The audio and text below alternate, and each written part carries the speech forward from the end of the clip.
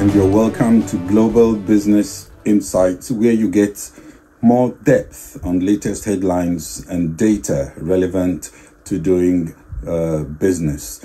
The U.S. Department of Justice has sued Apple in an antitrust case, alleging the iPhone maker uses its ecosystem to drive a formidable monopoly advantage. Apple yesterday closed down 4%. I can say it's positive in after hours yesterday. We'll see what happens today if Apple recovers when the markets open, even as big tech comes increasingly under regulatory onslaught from all corners of the world, a trend that will intensify over artificial intelligence, for which regulators are sharpening the saw. U.S. stocks again closed new records yesterday as markets digested this week's FOMC decision to maintain 3 rate cuts and while lifting forecasts of U.S. economic growth, a double upward catalyst for sentiment. The benchmark S&P 500 was up 0.3%, hitting a third straight record closing high.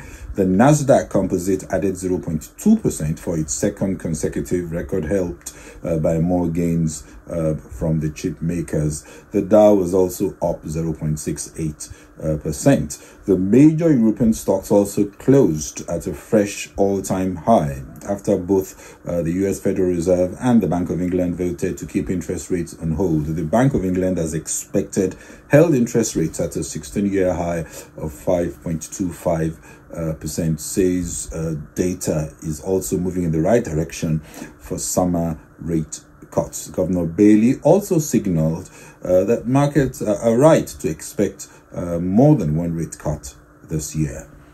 Turkey Central Bank surprised with a hefty interest rate rise yesterday, with inflation soaring towards 70%. Turkey's central bank unexpectedly hiked interest rates by 500 basis points to 50% and pledging to tighten even further as it sees inflation still climbing.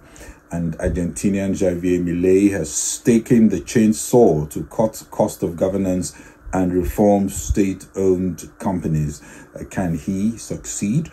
Today is a good day to review the decisions of the FOMC, the Bank of England, and discuss lessons ahead of the Nigerian Central Bank decision as it meets on Monday and Tuesday next week.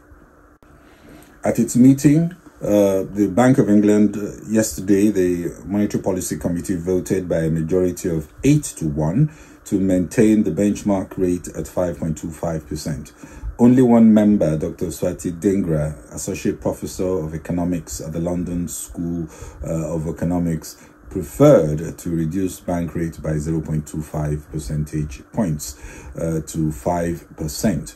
At the previous February meeting, there were 2 members who had voted to raise rates. So there is clearly a dovish slant and a clear trend towards a less restrictive policy. Also, the Bank of England noted that the UK economy is coming out of a recession, growing, with surveys showing an improving outlook for activity. The latest composite PMI, also out yesterday, showed activity edged down to 52.9 in March 2024 from 53 in February, but still the 5th month of expansion in the private sector thanks to a solid rate of output increase. Export sales also went up for the first time since May 2023. The Bank of England noted that 12-month CPI inflation fell to 3.4% in February from 4% in January and December, a little below what they had expected, but adding that services CPI remains elevated at 6.1% in February. The indicators of short-term inflation expectations have also continued to ease. The bank concluded that policy still needs to remain restrictive for sufficiently long to retain inflation to the 2% target sustainably in the medium term.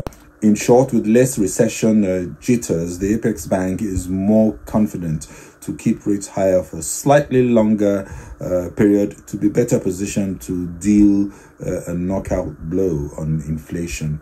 Bank of England agrees that the CPI is projected to fall to slightly below the 2% target in quarter 2 of this year, far more optimistic than the FOMC that do not expect to see 2% inflation, that's the Personal Consumption Expenditure Index, until 2026. But the UK kicked off the rate hike cycle slightly earlier than the US and saw a more significant impact on the economy, entering a shallow recession just last quarter. Sterling extended early losses against the dollar to trade down 0.4% on the day at $1.273. This morning, it's again slightly lower, minus 0.22%. The main lessons could be being bold to start hiking early if you must, respecting the data and remaining independent of the politics. Like we said on Wednesday, the US Federal Reserve announced it left the policy rate, that's the federal funds rate, unchanged at the rate of 5.25% to 5.5%. Almost nothing changed in the policy statement, but looking at the summary of economic projections a little closer, median GDP in 2024 significantly was revised up from 1.4% to 2.1%. While 2025 was also up from 1.8% to 2%.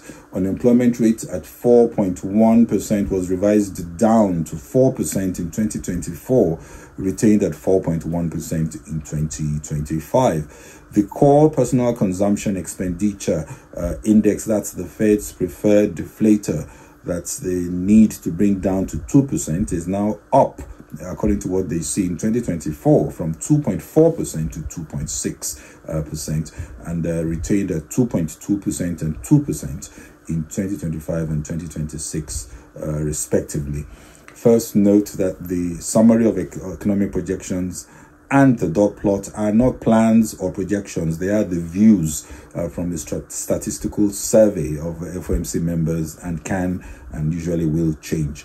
The question many had asked is why, with higher PCE, that's inflation, are FOMC members maintaining 3 rate cuts?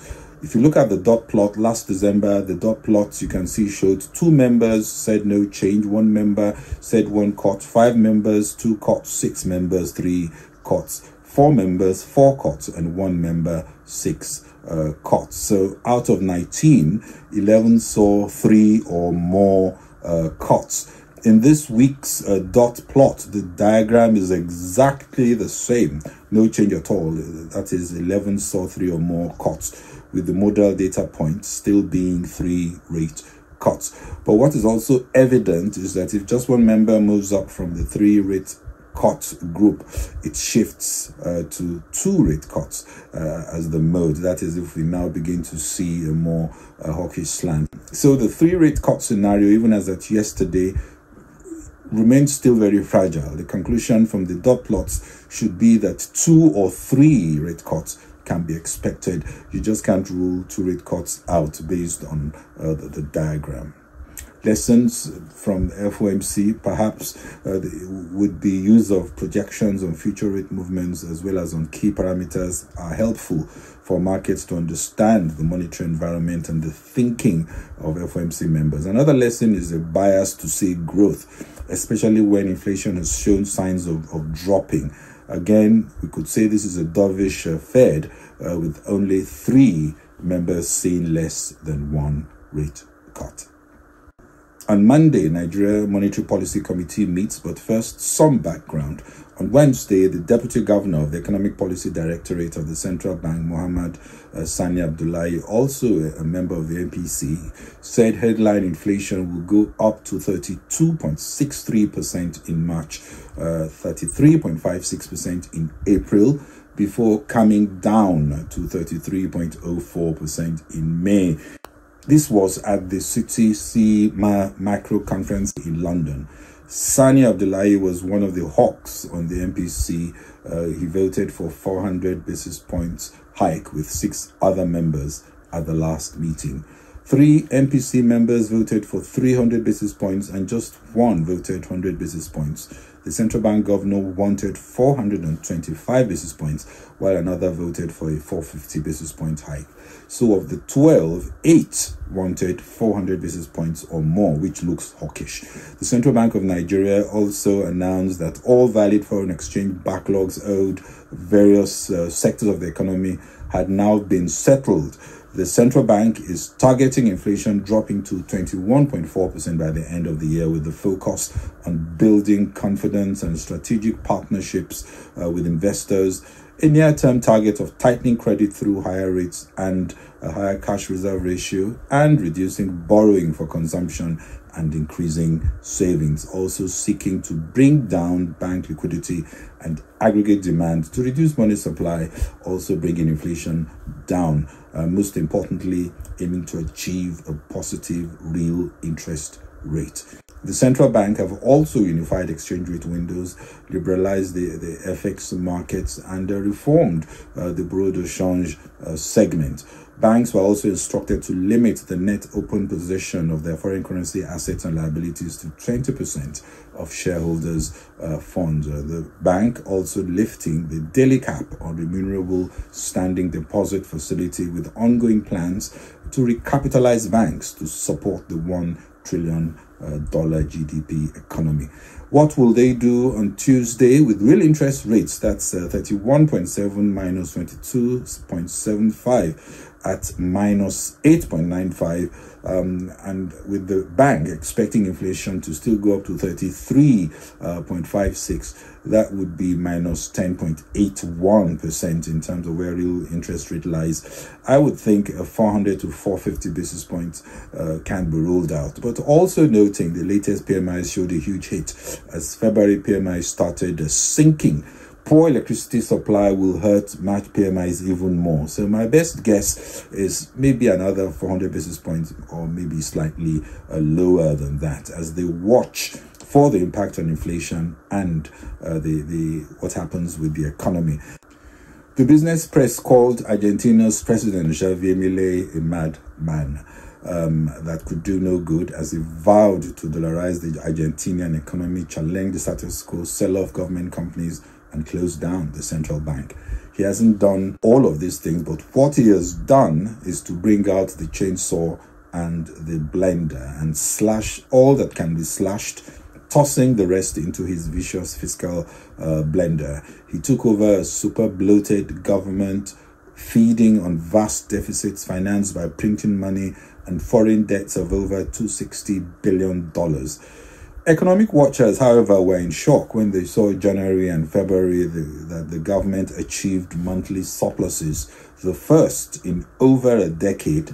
The Congress, as expected in most emerging economies, see the treasure chest of state-owned companies with all the vast opportunities for corruption and inefficiency, said a strong and clear no to privatization. His chainsaw chopped down energy and transport subsidies, transfers to the provinces and capital expenditure, spending on untouchable contributory pensions, the single biggest item, fell by almost 40% in real terms compared with the first 2 months of last year.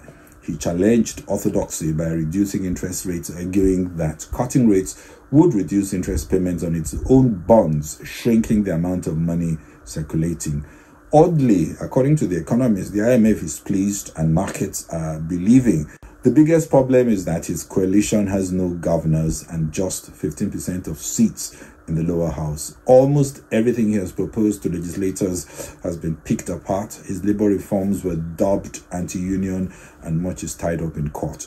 I do not agree with everything Milei stands for, and Milei can't afford to make silly mistakes like an attempt to increase his own salary, leading to him swiftly firing his minister.